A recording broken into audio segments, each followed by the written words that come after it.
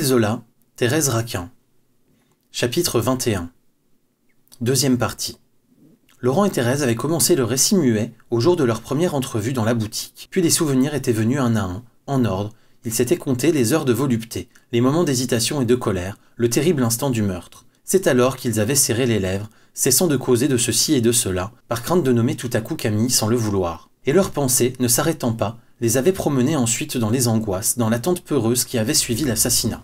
Ils arrivèrent ainsi à songer au cadavre du noyé étalé sur une dalle de la morgue. Laurent, dans un regard, dit toute son épouvante à Thérèse, et Thérèse, poussée à bout, obligée par une main de fer à desserrer les lèvres, continua brusquement la conversation à voix haute. « Tu l'as vu à la morgue ?» demanda-t-elle à Laurent, sans nommer Camille. Laurent paraissait s'attendre à cette question. Il la lisait depuis un moment sur le visage blanc de la jeune femme. « Oui » répondit-il d'une voix étranglée. Les meurtriers eurent un frisson. Ils se rapprochèrent du feu, ils étendirent leurs mains devant la flamme, comme si un souffle glacé eût subitement passé dans la chambre chaude. Ils gardèrent un instant le silence, pelotonnés, accroupis. Puis Thérèse reprit sourdement. Paraissait-il avoir beaucoup souffert ? Laurent ne put répondre, il fit un geste d'effroi, comme pour écarter une vision ignoble. Il se leva, alla vers le lit, et revint avec violence, les bras ouverts, s'avançant vers Thérèse. « Embrasse-moi » lui dit-il en tendant le cou. Thérèse s'était levée, toute pâle dans sa toilette de nuit.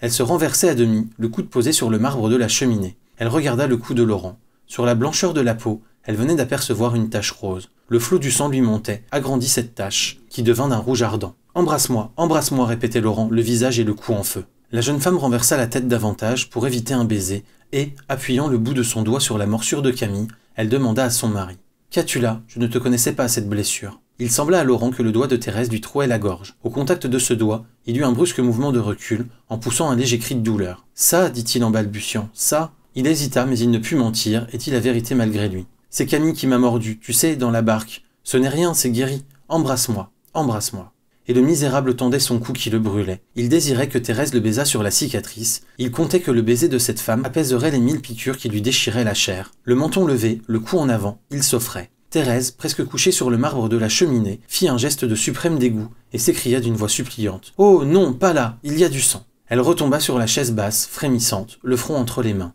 Laurent resta stupide. Il abaissa le menton et regarda vaguement Thérèse. Puis, tout d'un coup, dans une étreinte de bête fauve, il lui prit la tête dans ses larges mains et, de force, lui appliqua les lèvres sur son cou, sur la morsure de Camille.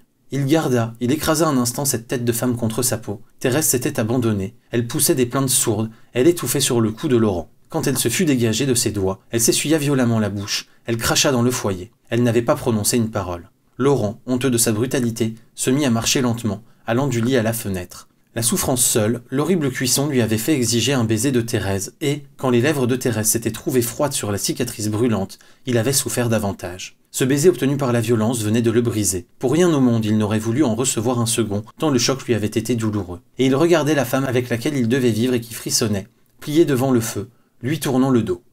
Il se répétait qu'il n'aimait plus cette femme, et que cette femme ne l'aimait plus. Pendant près d'1 heure, Thérèse resta affaissée. Laurent se promena de long en large, silencieusement. Tous deux s'avouaient avec terreur que leur passion était morte, qu'ils avaient tué leur désir en tuant Camille.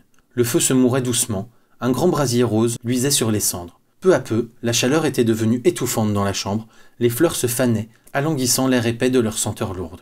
Tout à coup, Laurent crut avoir une hallucination. Comme il se tournait, revenant de la fenêtre au lit, il vit Camille dans un coin plein d'ombre, entre la cheminée et l'armoire à glace. La face de sa victime était verdâtre et convulsionnée, telle qu'il l'avait aperçue sur une dalle de la morgue. Il demeura cloué sur le tapis, défaillant, s'appuyant contre un meuble. Au râle sourd qu'il poussa, Thérèse leva la tête. « Là, là !» disait Laurent d'une voix terrifiée. Le bras tendu, il montrait le coin d'ombre dans lequel il apercevait le visage sinistre de Camille. Thérèse, gagnée par l'épouvante, vint se serrer contre lui. « C'est son portrait » murmura-t-elle à voix basse, comme si la figure peinte sur son ancien mari eût pu l'entendre. « Son portrait » répéta Laurent dont les cheveux se dressaient. « Oui, tu sais, la peinture que tu as faite. Ma tante devait la prendre chez elle, à partir d'aujourd'hui. Elle aura oublié de le décrocher. Bien sûr, c'est son portrait. » Le meurtrier hésitait à reconnaître la toile. Dans son trouble, il oubliait qu'il avait lui-même dessiné ses traits heurtés, étalé ses teintes sales qui l'épouvantaient. L'effroi lui faisait voir le tableau tel qu'il était, ignoble, mal bâti, boueux, montrant sur un fond noir une face grimaçante de cadavre. Son œuvre l'étonnait et l'écrasait par sa laideur atroce. Il y avait surtout les 2 yeux blancs, flottant dans les orbites molles et jaunâtres qui lui rappelaient exactement les yeux pourris du noyé de la morgue.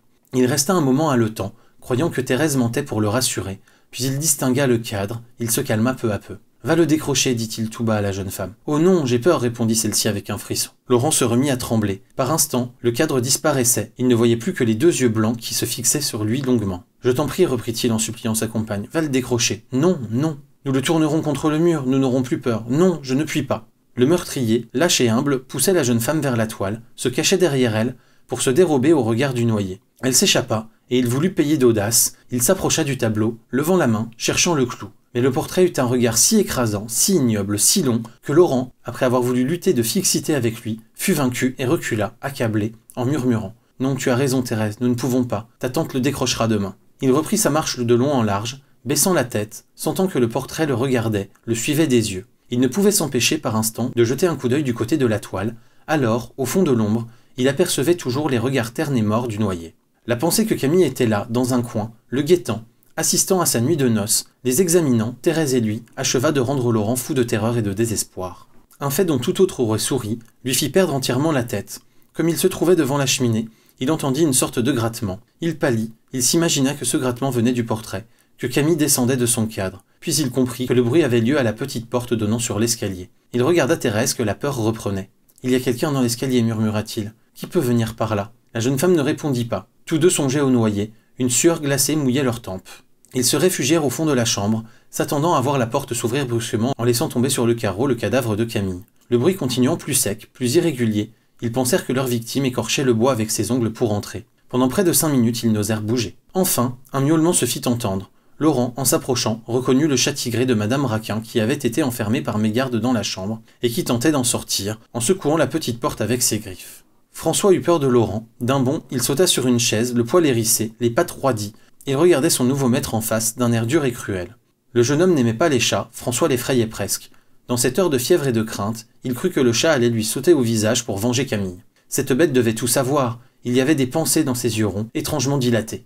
Laurent baissa les paupières, devant la fixité de ses regards de brute. Comme il allait donner un coup de pied à François, « Ne lui fais pas de mal !» s'écria Thérèse. Ce cri lui causa une étrange impression, une idée absurde lui emplit la tête. « Camille est entrée dans ce chat, pensa-t-il, il faudra que je tue cette bête, elle a l'air d'une personne. » Il ne donna pas le coup de pied, craignant d'entendre François lui parler avec le son de voix de Camille. Puis il se rappela les plaisanteries de Thérèse, au temps de leur volupté, lorsque le chat était témoin des baisers qu'ils échangeaient. Il se dit alors que cette bête en savait trop, et qu'il fallait la jeter par la fenêtre. Mais il n'eut pas le courage d'accomplir son dessein. François gardait une attitude de guerre, les griffes allongées, le dos soulevé par une irritation sourde. Il suivait les moindres mouvements de son ennemi avec une tranquillité superbe. Laurent fut gêné par l'éclat métallique de ses yeux. Il se hâta de lui ouvrir la porte de la salle à manger, et le chat s'enfuit en poussant un miaulement aigu. Thérèse s'était assise de nouveau devant le foyer éteint. Laurent reprit sa marche du lit à la fenêtre. C'est ainsi qu'ils attendirent le jour. Ils ne songèrent pas à se coucher, leur chair et leur cœur étaient bien morts. Un seul désir les tenait, le désir de sortir de cette chambre où ils étouffaient. Ils éprouvaient un véritable malaise à être enfermés ensemble, à respirer le même air. Ils auraient voulu qu'il y eût là quelqu'un pour rompre leur tête-à-tête, pour les tirer de l'embarras cruel où ils étaient, en restant l'un devant l'autre sans parler, sans pouvoir ressusciter leur passion. Leur long silence les torturait. Ces silences étaient lourds de plaintes amères et désespérées, de reproches muets qu'ils entendaient distinctement dans l'air tranquille. Le jour vint enfin, sale et blanchâtre, amenant avec lui un froid pénétrant. Lorsqu'une clarté pâle eut empli la chambre, Laurent qui grelottait se sentit plus calme. Il regarda en face le portrait de Camille et le vit tel qu'il était, banal et puéril. Il le décrocha en haussant les épaules, en se traitant de bête. Thérèse s'était levée et défaisait le lit pour tromper sa tante, pour faire croire à une nuit heureuse. « Ah, ça, lui dit brutalement Laurent, j'espère que nous dormirons ce soir. Ces enfantillages-là ne peuvent durer. » Thérèse lui jeta un coup d'œil grave et profond. « Tu comprends, continua-t-il, je ne me suis pas marié pour passer des nuits blanches. Nous sommes des enfants. C'est toi qui m'as troublé avec tes airs de l'autre monde. Ce soir, tu tâcheras d'être gai et de ne pas m'effrayer. » Il se força à rire sans savoir pourquoi il riait. « Je tâcherai, reprit sourdement la jeune femme. Telle fut la nuit de noces de Thérèse et de Laurent.